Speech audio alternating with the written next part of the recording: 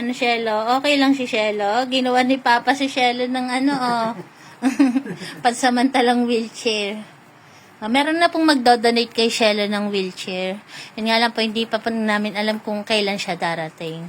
O, saka hindi rin po namin alam kung kasukat niya. Pero sabi naman po ni ma'am, kung hindi kasukat, okay lang. Kumbaga, para malaman namin kung anong size ni Shelo. Tinipin ko natin siya. Pero ayan po yung ano muna, pansamantala para hindi siya masyadong laging nakahiga. Para nagustuhan naman din ni Shelo eh. Ano, favorite nga naman yan eh, oh, yung red chair eh. Siyempre. May nagagawa pa ng laruan. May extra pa oh, nagagawa ng laruan.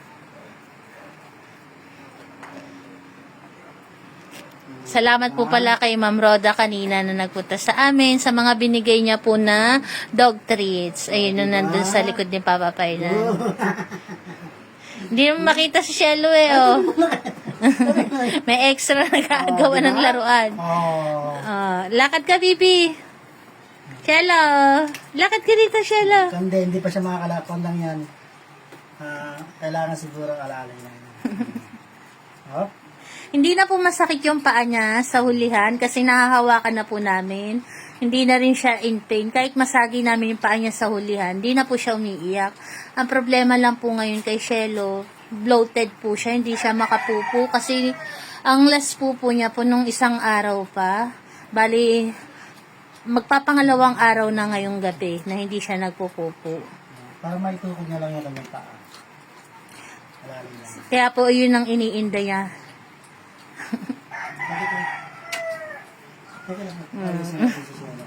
Tahimik naman eh, oh. Hindi siya naiyak ngayon eh, oh.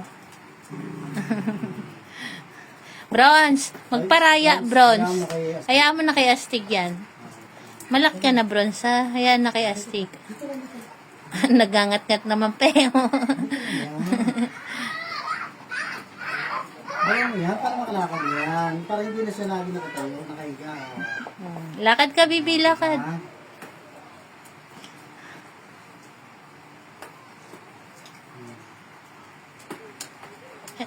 Nakaakyat naman, Peo. Inaakyat niya yung paa niya, oh. Dito lang, dito lang.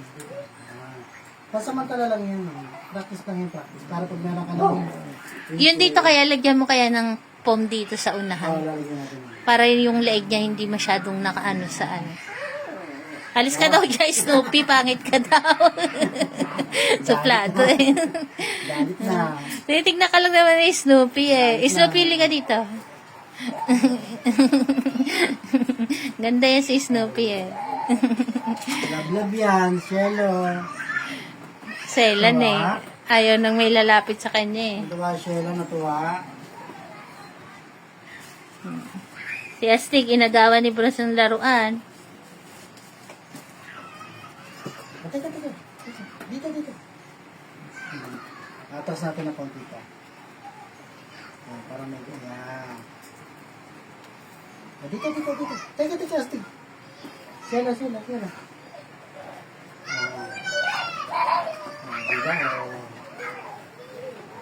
Teka. Pagkakunan sa natin lawin nito. Carla.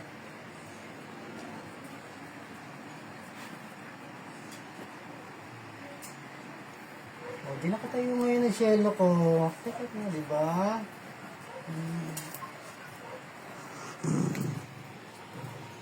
Nagwiwiwi si Astig. Kahit di nakakalakad o...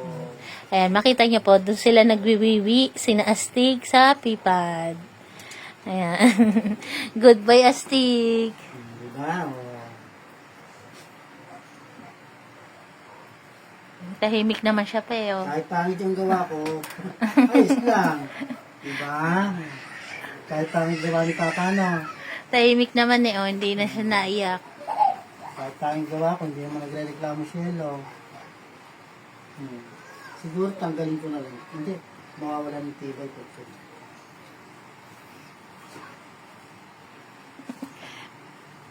Isilip niya sa ilalim. Naya ako na yun. Gusto lang niya yung mukha. Bantay na naman si Astig eh. Oh. Hindi ko sinira kasi kung paano. Kasi pansamantala lang naman yan. Hanggat walang ka. Shelo. Shelo, tingin ka dito, Shelo. Ayos din. Nasaan si Shelo? Ay!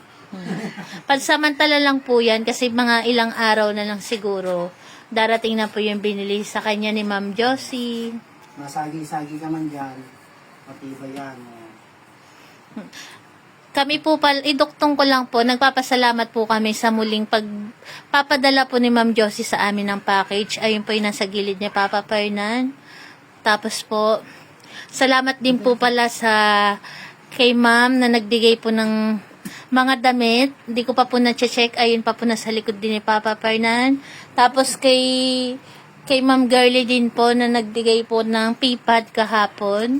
Hindi ko pa rin po na-check. Pasensya na po kasi po kahapon po medyo na-worry po kami ni Papa Fernan. Gawa nga po sa sitwasyon ni Shelo na naging iyakin po siya.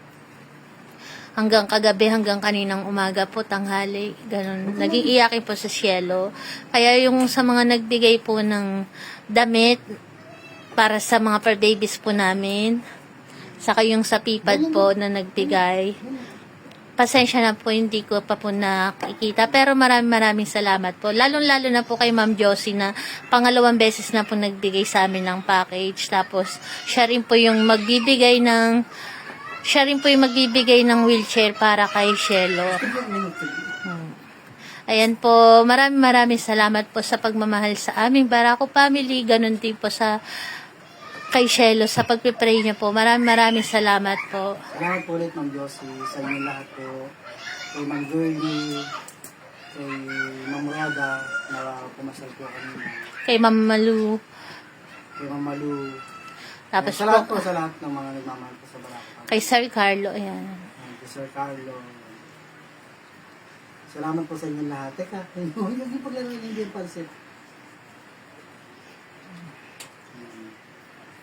May naman sa Shelo. Kahit pa paano. Na, Shelo na. Kahit pa paano na.